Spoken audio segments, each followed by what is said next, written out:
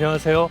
대한민국 최고의 강연 최강 1교시에서 강연을 맡은 서양 고전학자 김헌입니다. 저는 서울대학교 인문화연구원 교수로 재직 중이고요. 그리스 로마 고전을 연구하고 가르치고 있습니다. 신화적 상상력이 풍부하게 구현된 영웅서사시와 비극, 희극 등 문학작품, 그리고 철학과 수사학 관련 문헌들을 주로 다루고 있습니다. 오늘은 우리에게 아주 익숙하지만 그 뿌리를 잇고 있는 주제를 다루어 볼까 합니다. 우리가 매일 즐기며 웃고 우는 드라마에 관한 것입니다. 그래서 오늘 강연 주제는 드라마의 뿌리를 찾다 그리스 비극입니다.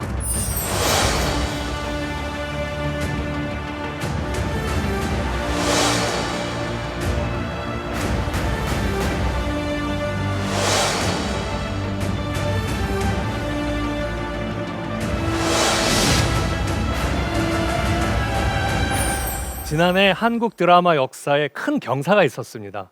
넷플릭스를 통해 방영된 한국 드라마 오징어 게임이 무려 84개국에서 1위를 차지한 겁니다. 미국의 고담 어워즈 시상식에서는 한국 드라마 최초로 작품상을 수상했고요. 금년에는 이러다가는 다 죽어라는 대사를 남긴 오영수 씨가 한국 배우 최초로 골든글로브 나무조연상을 수상했습니다. 이렇게 여러 드라마들을 놓고 상을 주는 일은 언제부터 생겨난 것일까요? 그리고 우리가 즐기는 이 드라마는 언제부터 생겨난 걸까요? 우리가 지금 당연한 것으로 누리는 모든 것에는 그 역사적 뿌리가 있습니다. 드라마에도 역시 역사적 뿌리가 있죠. 그것을 고대 그리스 아테네에서 찾을 수가 있습니다. 그곳에서 탄생한 드라마는 두 가지였습니다. 하나는 심각하고 진지한 비극이고요. 또 하나는 유쾌하고 발랄한 희극이었습니다. 우리는 TV 연속극을 드라마라고 생각하곤 합니다. 하지만 드라마의 외연은 그보다 훨씬 넓습니다. 라디오 연속극을 포함해서 영화도 드라마에 속하고 극장에서 공연되는 연극, 오페라, 발레, 뮤지컬도 드라마에 포함됩니다. 드라마, 이 말은 고대 그리스 말인데요. 이걸 분석해 보면 앞에 붙은 이 드라라는 말은 행위하다, 행동하다라는 뜻이고 뒤에 붙은 마는 어떤 행위의 결과물로 나타나는 것입니다. 그래서 드라마 하게 되면은 행위로 표현된 것이라는 뜻이 되죠. 배역을 맡은 사람들이 무대로 나와서 이야기 속의 사건을 직접 행동으로 표현해서 보여주는 것이다 라는 뜻이 됩니다. 이와 같은 드라마의 탄생은 그리스 문학사의 아주 특별한 사건이었습니다. 드라마가 있기 전에는 서사시가 전부였던 때가 있었습니다. 영어로 서사시를 에픽이라고 하는 거 다 아시죠? 이건 역시 그리스 말 에피코스에서 왔고, 그리고 이 에피코스라는 말, 요거는 말을 뜻하는 그리스 말 에포스에서 왔습니다. 사실 에포스 이 말 자체로 서사시를 나타내기도 합니다. 그래서 서사시라는 건 뭐냐 했을 때 가수나 시인이 이야기를 혼자서 다 말로써, 즉 에포스로서 풀어내는 그런 공연이었습니다. 우리의 판소리를 생각하시면 됩니다. 소리꾼이 나와서 춘향이도 하고 이도령도 하고 이야기에 등장하는 모든 역할을 다 하잖아요. 이런 식으로 공연을 하는데 관객은 그 소리꾼의 이야기를 들으면 그 속에서 그려지는 사건과 장면을 상상하게 되죠. 고대 그리스에서는 호메로스의 일리아스와 오디세이아가 그렇게 공연되었던 서사시였습니다. 그런데 기원전 7세기 중반부터는 서사시보다는 길이가 훨씬 짧고 음악이 강조된 서정시가 등장하게 됩니다. 이 서정시는 영어로 릴릭이라고 하는데 이 말 역시 그리스 말에서 왔습니다. 릴리코스라는 말에서 왔습니다. 그 릴리코스는 그리스의 전통 악기인 리라를 연주하며 부르는 노래라는 뜻이 됩니다. 이게 서사시가 단순한 운율에 맞추는 그런 낭송인데 반해서 이 서정시는 아주 다양한 운율에 담겼고 리라나 기타라 같은 악기 반주가 곁들여진 노래였습니다. 그리스 사회가 민주정이 되면서 문화를 즐기는 관객들이 훨씬 더 많아졌고 또 이들을 위한 공연이 필요해졌습니다. 한 사람이 리사이틀 하는 것에서 벗어나서 합창 서정시 형태가 발전하게 된 겁니다. 그래야 많은 사람이 들을 수 있었던 거죠. 이것을 릴리코스 코러스라고 합니다. 합창단이나 합창, 이걸 영어로 코러스라고 하는데 이 말 역시 여기에서 쓰인 코러스라는 그리스 말에서 온 것입니다. 그리고 마침내 즉 드라마가 등장하게 됩니다. 서사시, 서정시, 합창서정시 모두 이게 다 하나의 목소리로 이야기를 전해주는 그런 공연인데 반해 드라마는 배역을 맡은 사람들이 이야기 속 등장인물처럼 말하고 노래하고 몸짓을 써가면서 행동으로 사건을 재현한 겁니다. 그리고 좀 더 실감나게 하려고 인물의 성격과 지위에 맞는 그런 가면과 복장도 사용했죠.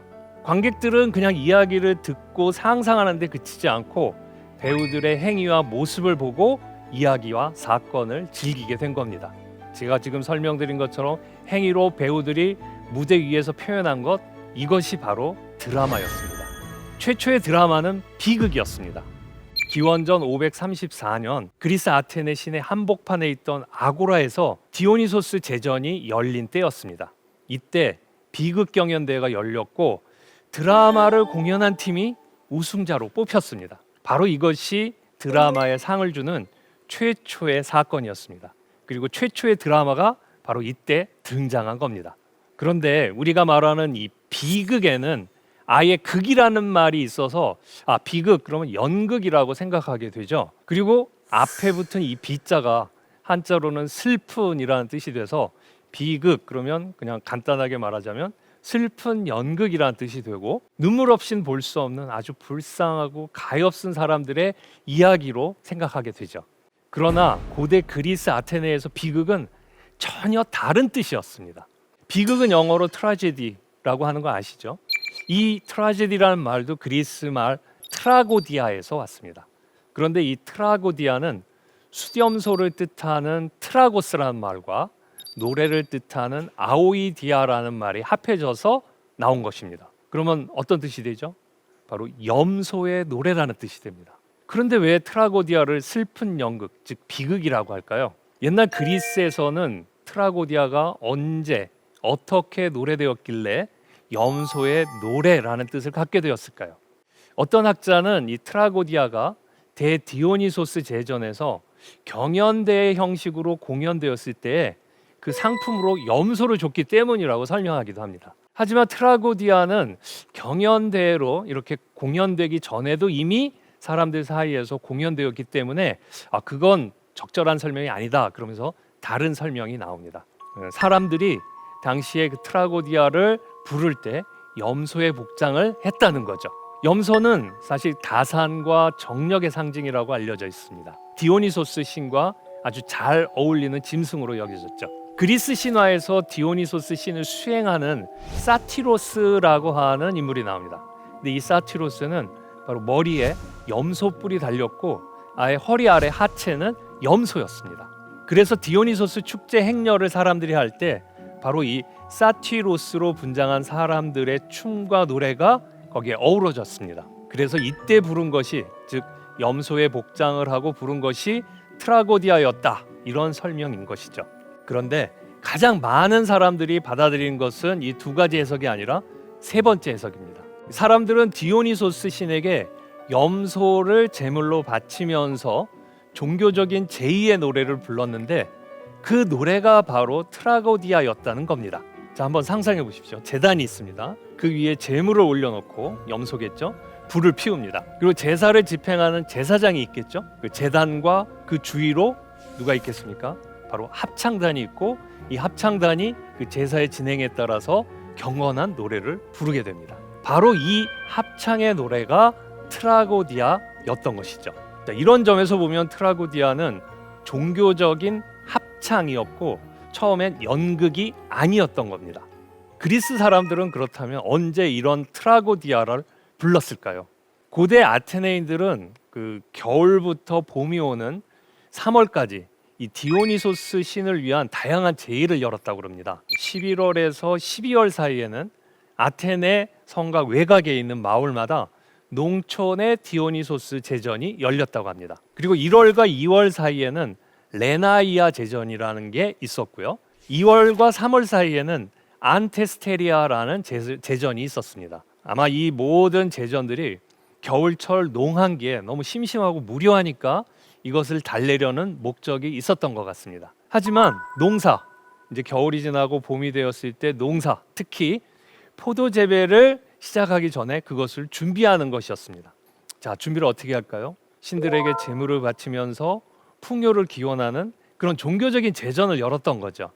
봄은 어떤 계절입니까?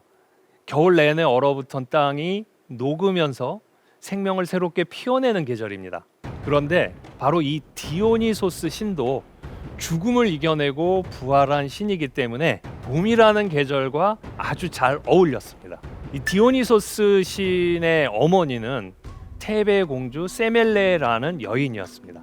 제우스가 그녀와 사랑을 나누었지만 제우스의 부인 헤라가 이걸 보고 참지 않았죠. 분노했습니다. 그래서 그녀를 함정에 빠뜨려서 결국 제우스의 벼락에 불타 죽게 만들었죠.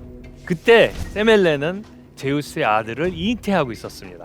제우스는 그 불에 타 죽어가는 자신의 애인 세멜레의 몸에서 그 잉태되었던 아이를 꺼냈습니다. 그러나 아직 너무나 어린 그 태아 상태였기 때문에 자기 허벅지에 넣었다고 합니다. 이런 식으로 죽을 고비를 넘기고 제우스의 몸에서 다시 자라나 태어난 부활의 신이 바로 디오니소스였습니다. 봄도 모든 생물이 소생하는 계절이니까 바로 이런 디오니소스와 잘 어울렸던 것이죠. 디오니소스를 위한 축제는 3월에서 4월경에 아테네에서 열리는 대디오니소스 축제에서 절정에 이르게 됩니다. 기원전 534년의 일이었는데요. 아테네의 참주였던 페이시스트라토스가 처음 이 제전을 개최했다고 합니다. 이 페이시스트라토스는 시골에서 열리던 그 시골의 디오니소스 제전을 발전시켜서 아테네 도성 한복판 아고라에 모든 시민이 함께 참여할 수 있는 도시의 디오니소스 제전으로 아주 성대하게 개최했던 겁니다. 아마 거기에는 고도의 이 정치적인 계산이 있었던 것 같습니다. 자, 아테네 역사를 볼 때 이 참주라는 지위는 민중의 지지를 등에 업고 이걸 기반으로 해서 왕족과 귀족, 이 특권 일부 그 세력들을 몰아내고 권력을 잡은 사람을 말합니다. 페이시스트라토스는 일반 시민과 농민이 중심이 되는 이런 제전을 열어서 정치적인 지지를 확고히 하고 싶었던 겁니다. 이를 위해 어떤 것이 적절할까 생각해 보니 포도 농사와 포도주 제조, 이걸 생업으로 하는 농민들이 가장 존중하며 의지하고 또 경배했던 디오니소스를 위한 제전을 대규모로 열면 민중들이 좋아하겠구나 이런 생각을 했던 거죠.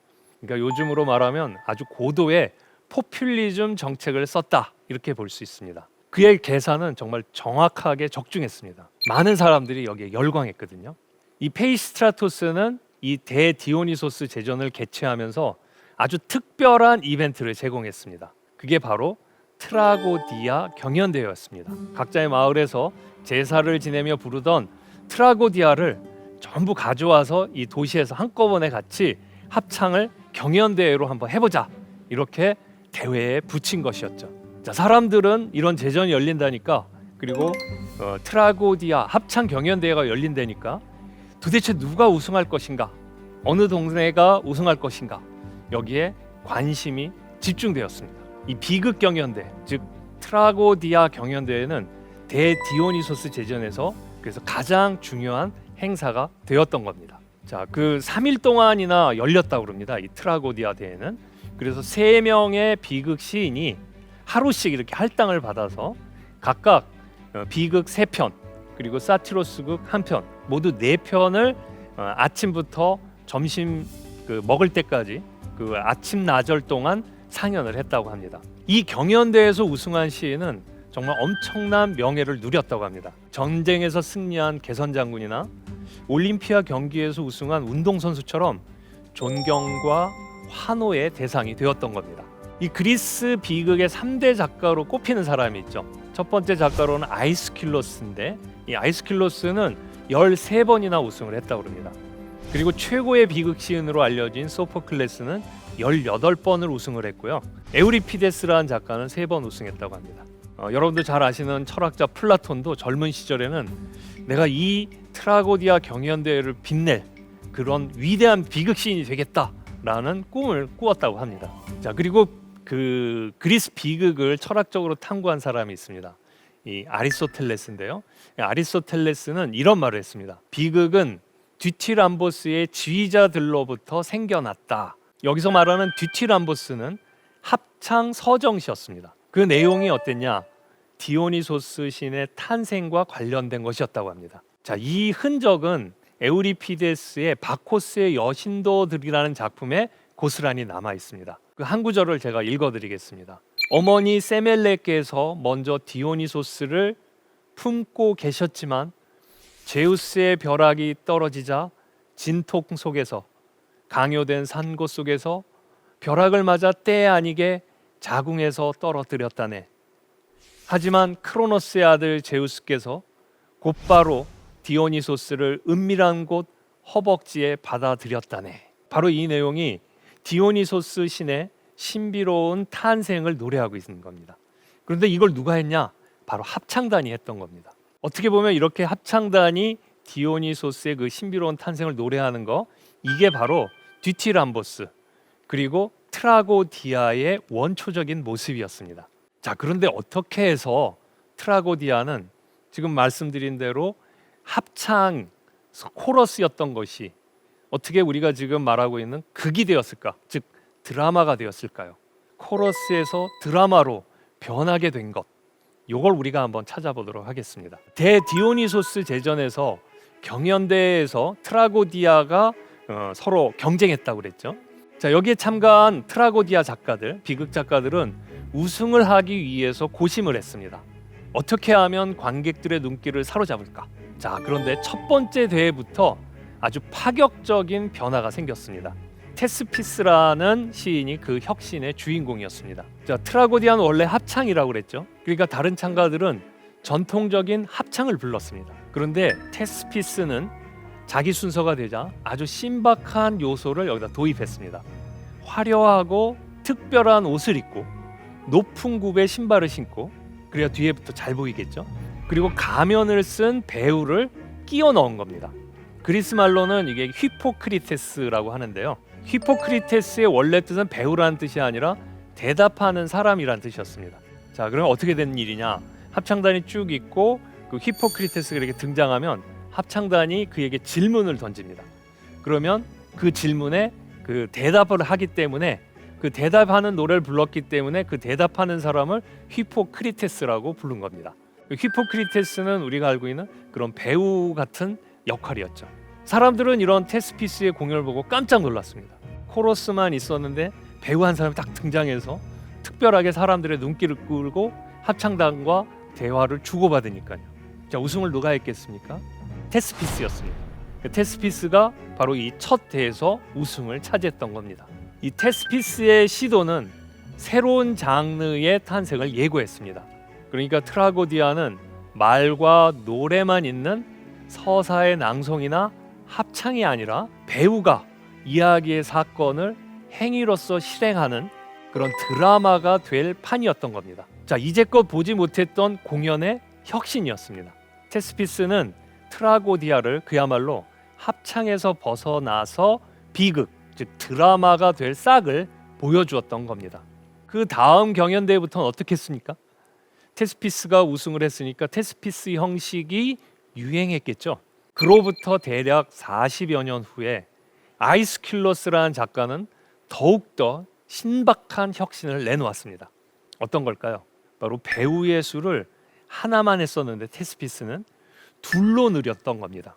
배우가 둘이 등장하니까 사람들이 깜짝 놀랐겠죠. 이 배우 둘이 등장하면서 배우들이 서로 대화를 나누는 부분이 생긴 겁니다. 아이스킬로스는 이렇게 배우들만의 대화 부분을 따로 만든 거였습니다. 자, 이렇게 해서 트라고디아가 본격적인 연극, 드라마가 된 겁니다. 이렇게 해서 트라고디아는 배우들의 대화와 합창단의 노래가 번갈아 가면서 진행되는 형식으로 진화하게 됩니다. 그래서 아이스킬로스를 비극의 아버지라고 부른 겁니다. 다시 말해서 드라마의 아버지라고 할 수 있는 거죠. 자, 얼마 후에는 소포클레스라는 작가가 나타나서 배우의 수를 하나 더 추가했습니다. 배우가 셋이 된 것입니다. 아이스킬로스의 비극이 두 사람만 나왔지 않습니까? 두 사람만 나오니까 이 두 사람들이 서로 논쟁하면서 어떤 극단적인 대립과 그 직선적인 사건의 진행을 보여주었죠. 반면에 이 소포클레스는 서로 그렇게 대립하는 두 인물 사이에 갈등하고 고민하고 중재하는 제3의 인물을 넣어서 훨씬 더 긴장감 넘치는 플롯을 만들어낸 겁니다. 게다가 소포클레스는 무대 뒤가 그냥 벽이었었는데 거기다가 그게 내용에 맞는 배경 그림을 넣었습니다. 시각적 효과를 확 높인 거죠. 자, 이렇게 해서 트라고디아는 처음에는 합창이라는 그런 청각 예술이었는데 이 청각 예술이었던 트라고디아를 시각적 요소가 더해진 일종의 종합 예술로 더욱더 발전하게 된 겁니다. 3대 비극 작가 중에 세 번째 작가로 꼽히는 에우리피데스는 아주 다양한 기계 장치를 도입해서 기중기 같은 걸 동원해서 관객들에게 볼거리를 더욱더 풍부하게 제공했습니다. 신이 나타나는 장면을 하늘에서 공중에서 이렇게 기중기를 통해서 나타나니까 사람들이 굉장히 신기하게 여겼겠죠.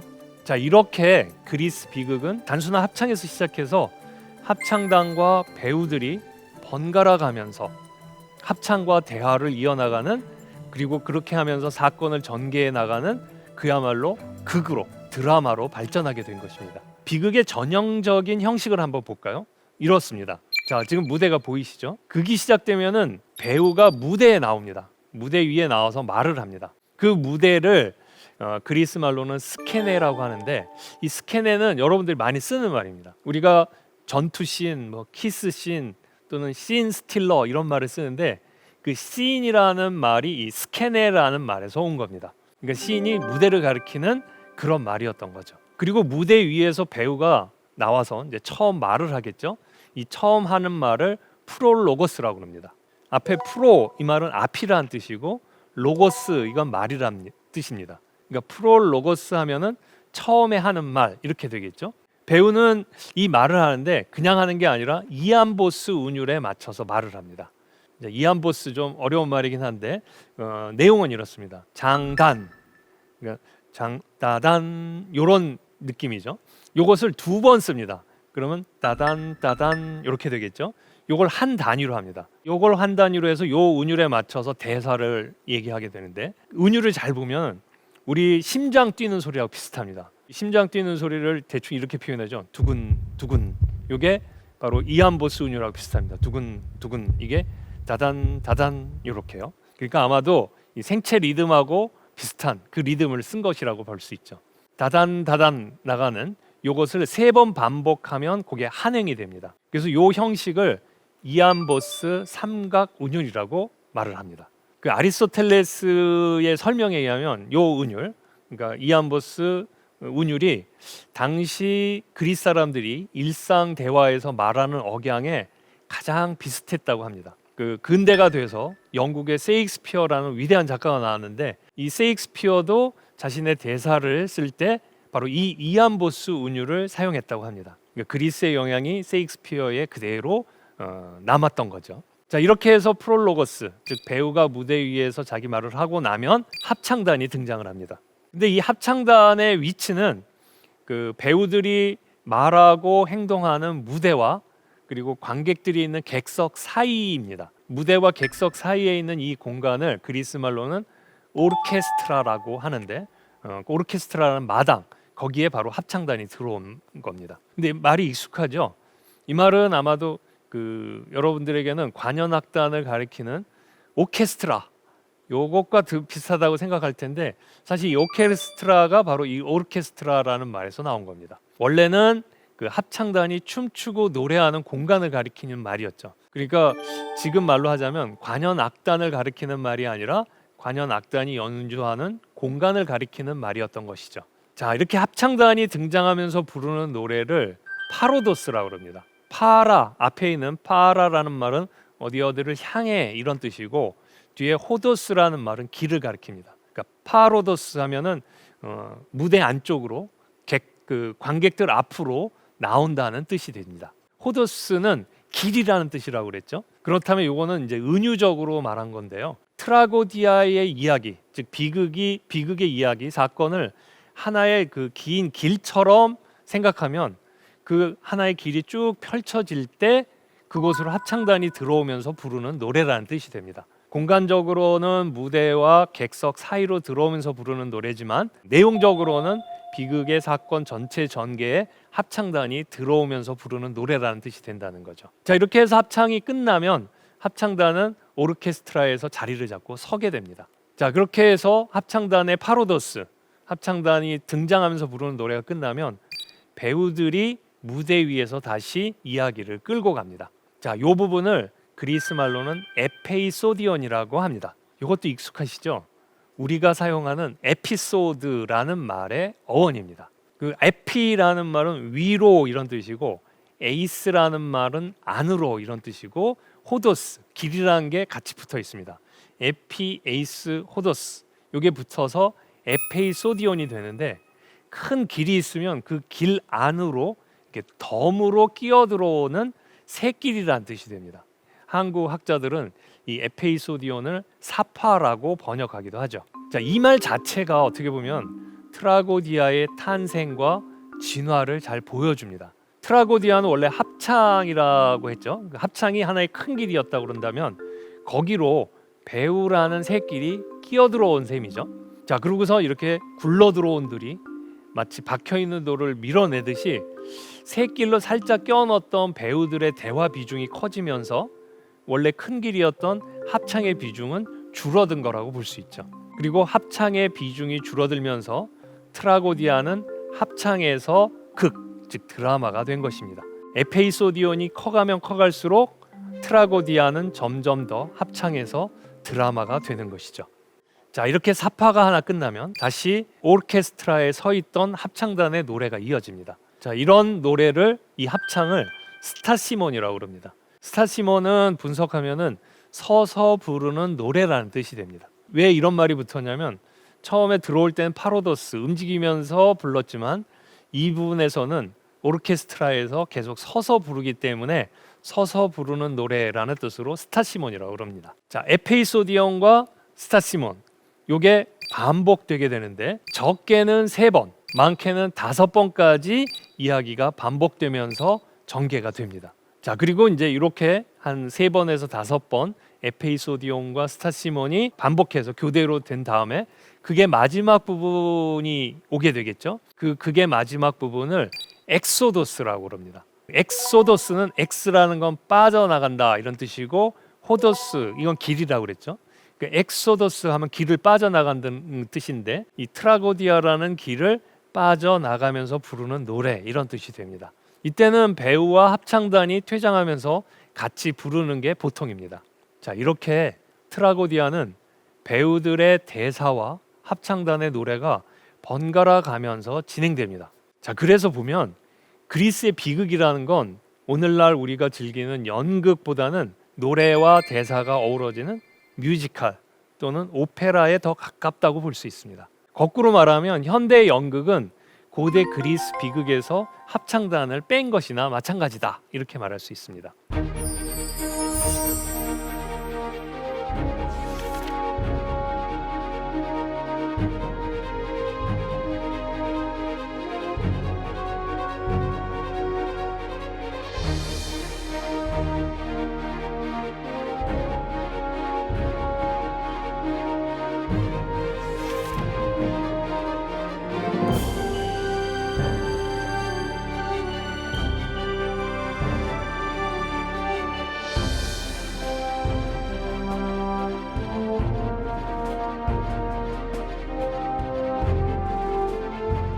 자, 페이스트라토스가 처음으로 대디오니소스 제전을 열었을 때 이 비극 경연 대회는 아테네 시내 아고라에서 열렸습니다. 근데 아고라는 평지였고 광장이었죠.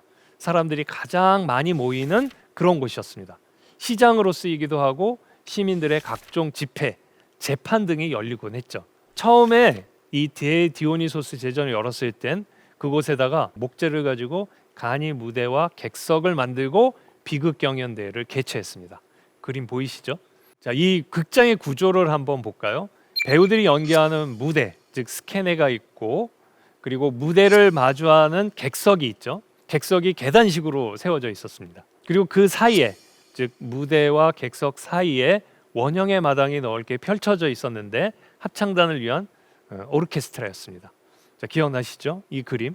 자, 그런데 기원전 5세기 초 아고라에서 설치한 이 간이 객석이 붕괴되는 사고가 일어났습니다. 수많은 사람들이 부상을 입고 사망자도 나왔다고 합니다. 자, 이 사건 이후 사람들은 아고라에서 그 간이 무대 이거 안 되겠다라고 생각을 해서 그 극장을 옮기게 됩니다. 아크로폴리스는 이렇게 경사진 곳이죠. 남동쪽 경사면을 이렇게 깎아서 다듬고 거기다가 객석을 조성했습니다. 그리고 이걸 간이 극장으로 한 게 아니라 상설 극장으로 완성했던 겁니다. 이것이 바로 지금도 남아있는 디오니소스 극장입니다. 처음에는 모든 객석이 목재였습니다. 하지만 좀 더 안전하고 탄탄하게 만들기 위해서 조금씩 석조로 바꿨고요. 기원전 330년경에는 객석 전체가 다 돌, 석재로 바뀌었다고 합니다. 자, 무대와 객석 사이에 오르케스트라가 있었다고 그랬죠. 그 오르케스트라 한가운데 제단이 있었습니다. 자, 그러면 극장에 웬 제단이냐 이렇게 말씀하실 수 있겠죠. 합창단이 있는 오르케스트라의 가운데에 제단이 있었다는 것은 이곳이 합창단이 단순히 춤추고 예술 공연을 하던 곳이기 이전에 디오니소스 신에게 제물을 바치는 그런 신성한 제사의 장소였다는 것을 의미하는 것입니다. 자, 우리는 그러니까 디오니소스 극장이라고 말하지만 비극이나 연극만 생각해서요. 그러나 아테네 시민들에게는 이곳에서 디오니소스 신에게 제사를 지냈던 곳이기 때문에 성소며 일종의 예배당이었던 겁니다.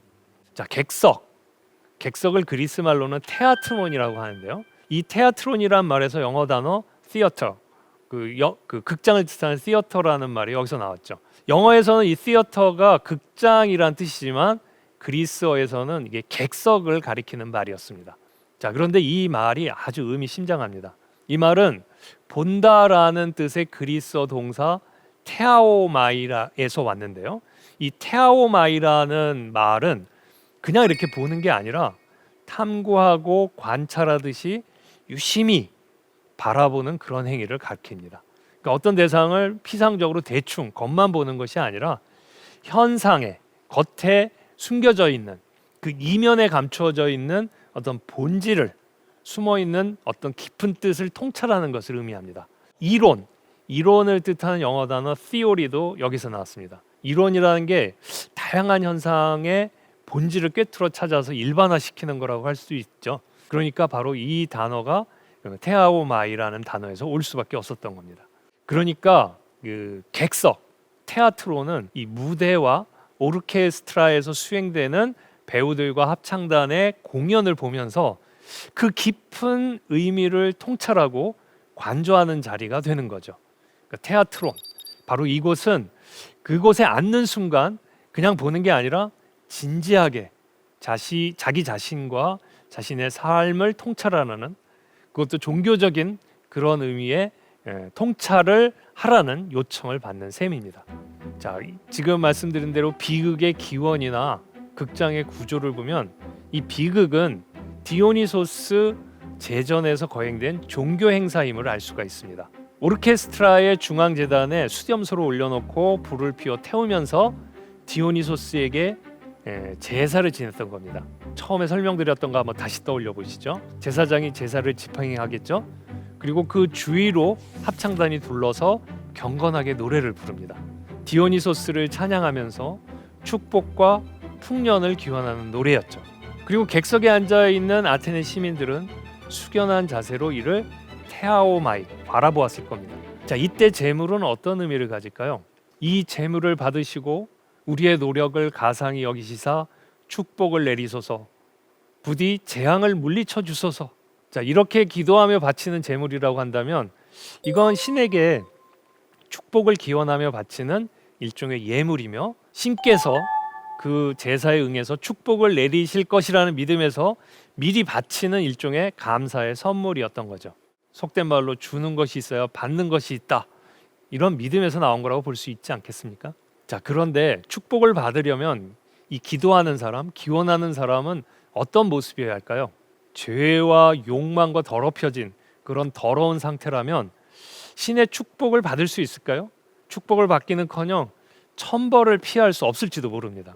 자, 그러니까 신에게 제사를 드릴 때는 죄와 욕망으로 더럽혀진 자신을 깨끗이 씻어내는 정화의 의식이 필요하죠. 이 정화의 의식을 그리스 말로는 카타르시스라고 합니다. 아마 많이 들어보셨을 텐데 이 말의 원래 뜻은 이런 종교적인 정화를 뜻합니다. 나는 죄와 허물로 더럽혀져 죽어 마땅하나 신이시여 너그러이 저를 용서하시고 옛 모습에 나는 죽고 새롭게 태어나 올바르게 살겠사오니 나를 축복하소서. 이런 정도의 기원이 담겨 있겠죠.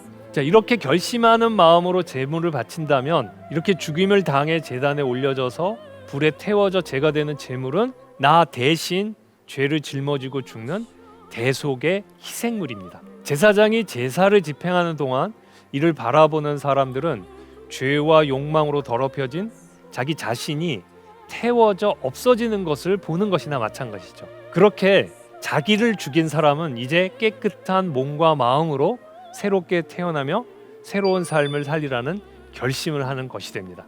제사를 지내는 시간은 그러니까 욕망과 죄로 더럽혀진 나 자신을 죽이는 그런 죽음의 시간이며 또 새로운 나로 새로 결심하는 나로 거듭나는 부활의 시간인 셈이죠. 대디오니소스 제전에서 트라고디아 경연대회가 열리고 발전하면서 제사는 드라마로서의 비극으로 대체되었습니다.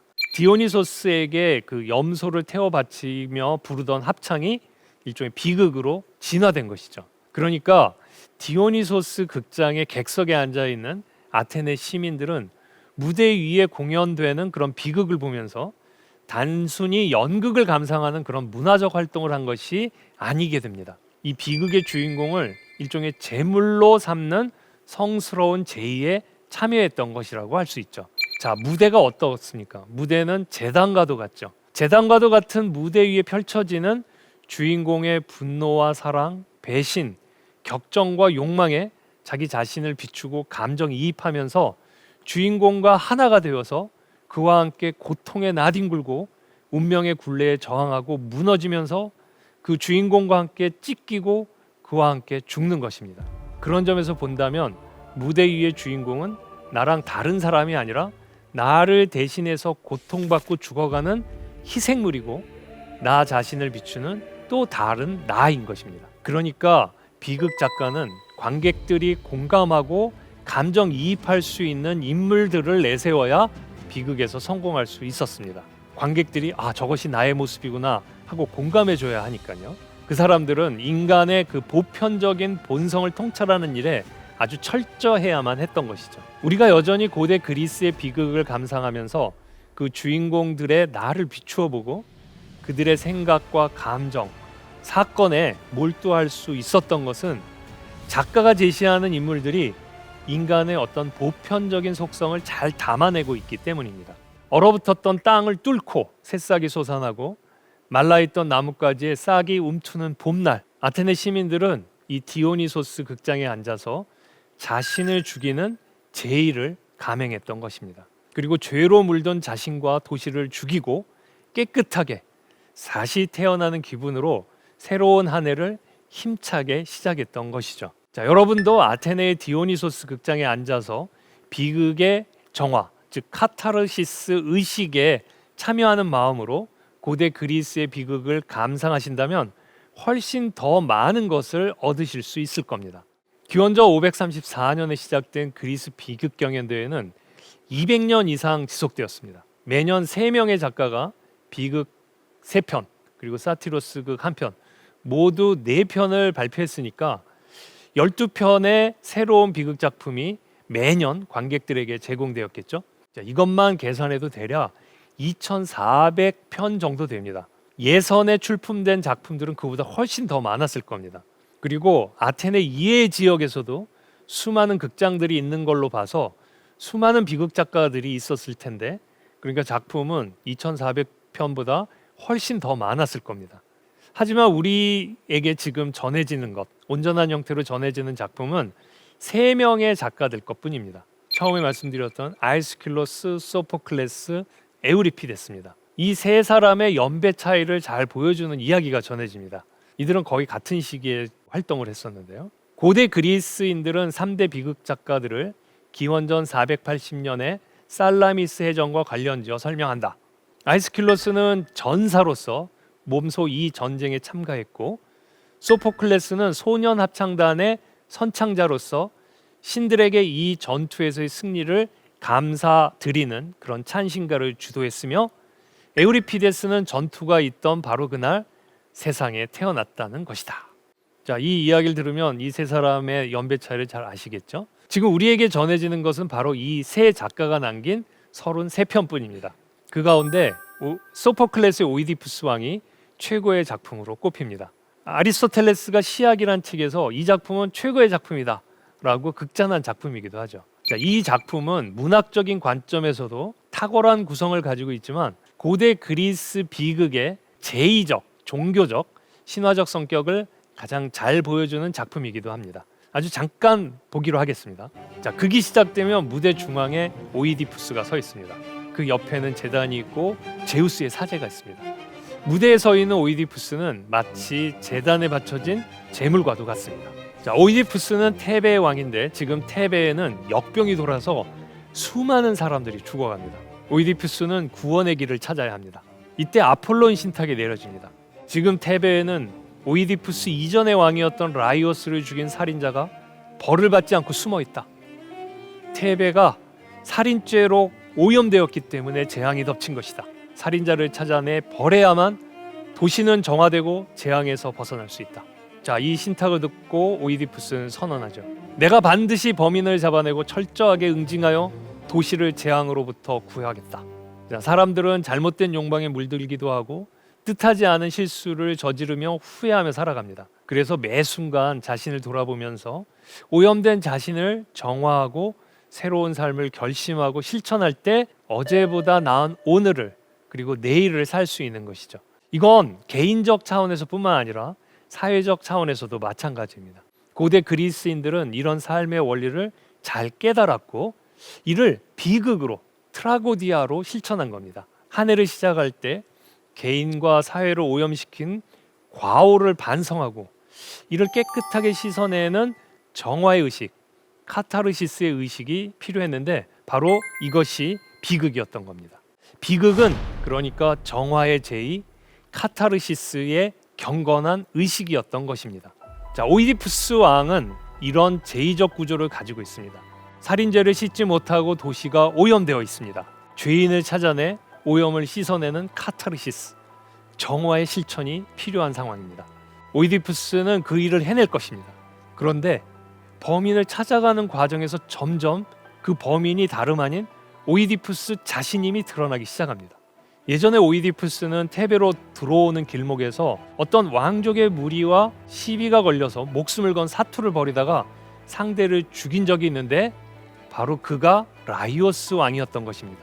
그러니까 오이디푸스는 도시를 구하기 위해서는 다른 사람이 아닌 자기 자신을 징벌해야만 합니다. 게다가 알고 보니 그 라이오스가 자신을 갓난아이 때 버렸던 자기의 친아버지였습니다.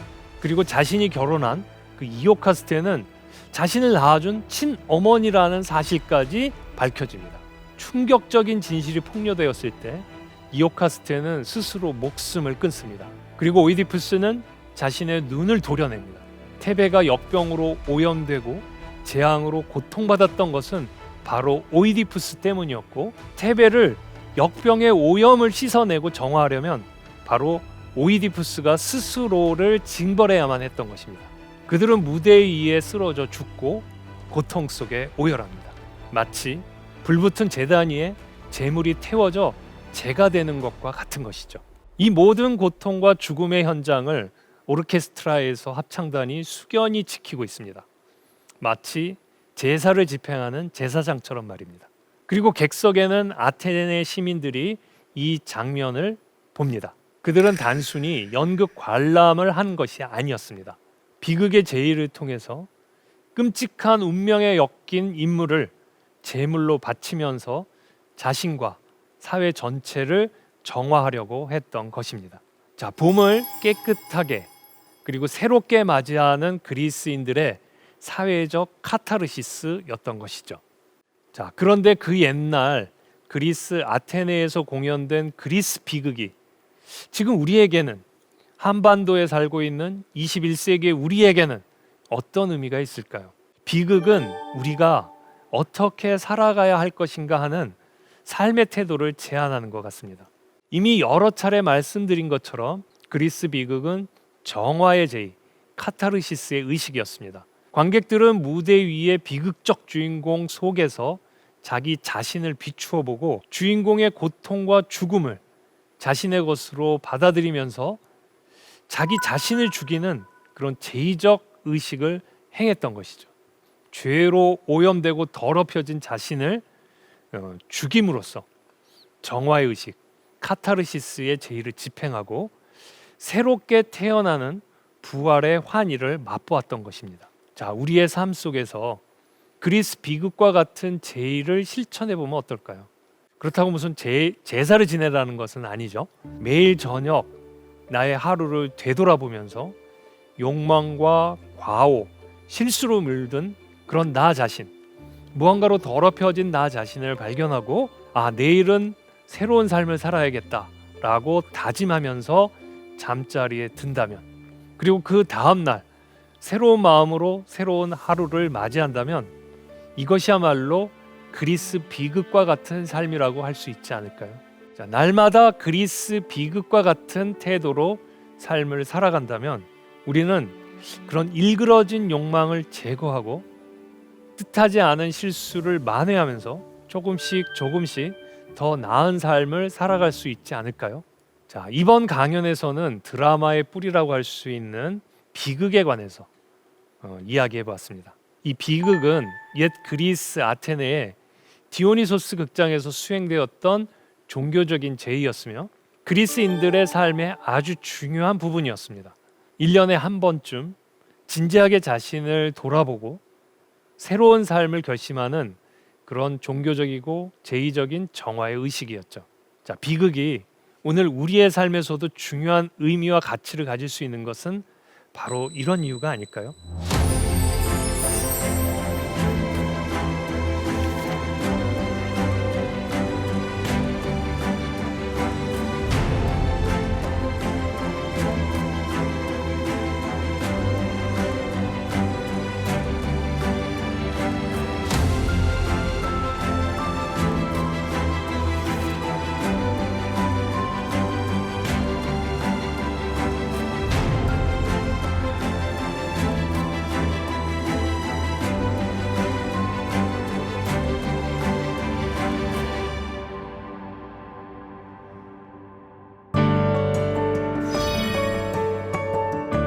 비극은 정화의 의식이며 부활의 체험이다. 비극은 단순히 공포와 두려움을 자아내는 어떤 끔찍한 참사나 고통스러운 순환을 담아내는 슬픔 가득한 이야기가 아닙니다. 부족하기 때문에 언제나 실수할 수 있고 또 잘못된 선택과 행동을 할 수밖에 없고 또 뜻하지 않은 불행에 직면하여 고통스러운 삶을 살 수 있는 그런 나약한 우리 인간의 어떤 진솔한 고백이라고 할 수 있죠. 고대 그리스인들은 비극의 주인공을 통해서 자기 자신을 돌아보고 자신을 죽이며 깨끗하게 정화하고 새로운 삶을 결심하면서 그런 부활을 체험했습니다. 그래서 그들은 비극 공연을 관람하고 극장을 나서면서 정화의 기쁨과 부활의 환희를 느꼈던 겁니다.